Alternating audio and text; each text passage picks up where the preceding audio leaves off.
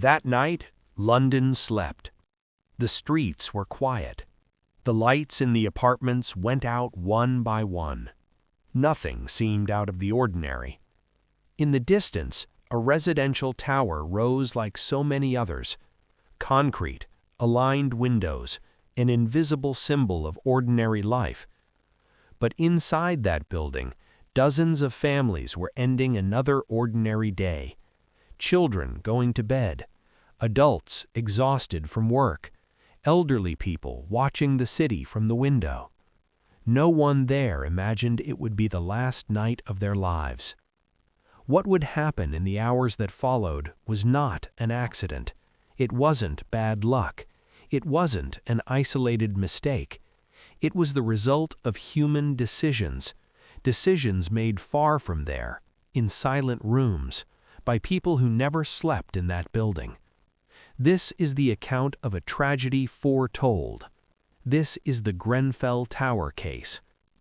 Shortly after midnight, a fire started in one of the apartments. Something small, something that under normal conditions should have been contained, but it wasn't. The flames found an unexpected path, a fast path, vertical. Within minutes, the fire began to climb up the outside of the building as if it were being pulled upward. What should have taken hours took seconds. Residents called emergency services. Some said smoke was already filling the corridors. Others screamed for help from the windows. The official guidance was clear.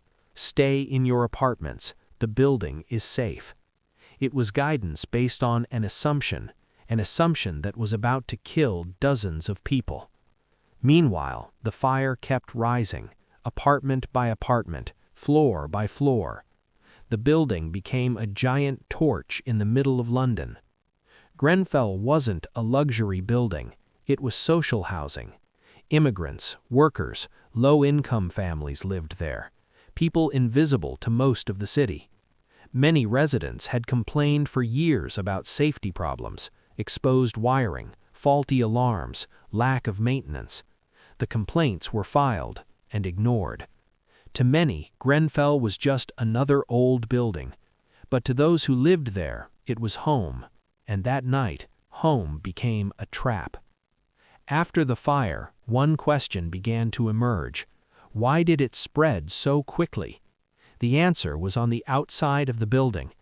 Not long before the tragedy, Grenfell had undergone a refurbishment, a cosmetic refurbishment, to improve the building's appearance. The cladding chosen was cheaper, lighter, and highly flammable. Tests had already shown the danger of that material.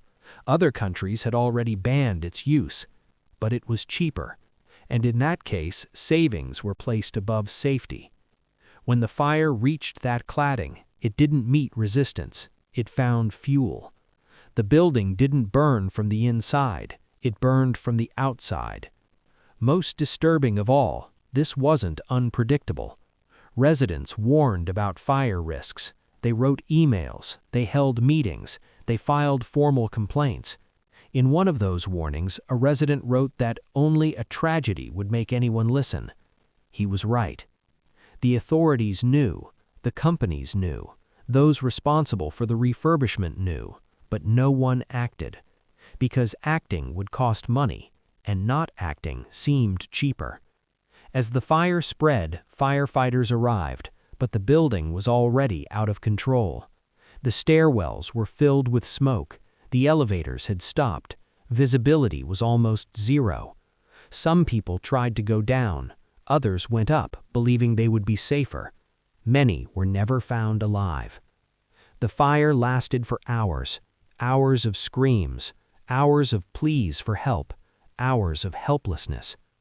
When the sun rose, London saw what was left: a charred building, empty windows, silence. 72 people died, among them children. Families searched for names, photos, answers. But the answers took time, and they still take time. Investigations were opened, reports were written, promises were made. But years later, few real consequences have followed. No punishment proportional to the tragedy, no real sense of justice. Grenfell became a symbol, not only of a fire, but of a system that fails the most vulnerable. Grenfell was not an isolated case. Similar buildings exist in many cities, with similar materials, with similar risks. The question isn't whether it can happen again. The question is, where?